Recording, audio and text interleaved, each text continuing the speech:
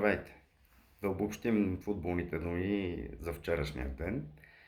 Първо започвам с матча между ЦСКА и отбора на Карабах. Лично аз останах много доволен. А, Постигнаха реми 0-0, играха добре и се видя, че дявола не е толкова черен.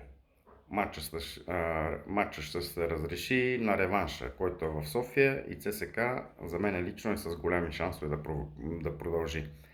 А пък и защо е толкова да се стряска, като ЦСКА отбор, който се е справил с далеч по-класни именити съперници, че да се стряска от Карабах.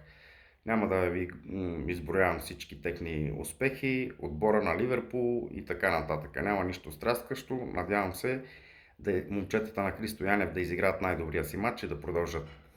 Що се отнася до другия български отбор Лудогорец, той катастрофира в Тел Авив, в Израел. Реванша ще е много труден.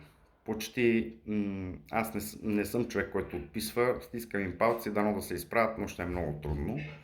Лудогорец е показал не един и два пъти, защото идва винаги са случвали около Лудогорец луди работи, каквото и е името.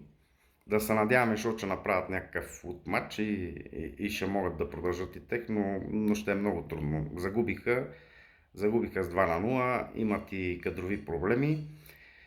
Така, с българските отбори на европейска сцена. Минаваме сега към събитията от Европа. Снощи разбрах от мадридските медии, защото тази седмица ще се работи по трансфера на Родри. Испанският капитан е избран за най-добър на световното първенство. Флорентино Перес е изявил желание да го притежава в отбора си. Общо взето на Мауриньо му правят голям отбор.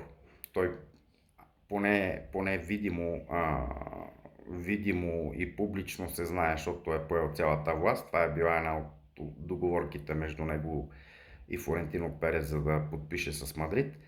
Та предстои да видим. Но щом Реал Мадрид имат амбиции да го вземат, при положение, че в Манчестър Сити вече имат и нов треньор, аз си мисля, защото Родри ще дойде без проблем. Така че Реал Мадрид за поредна година, поне на хартия, става футболно страшилище.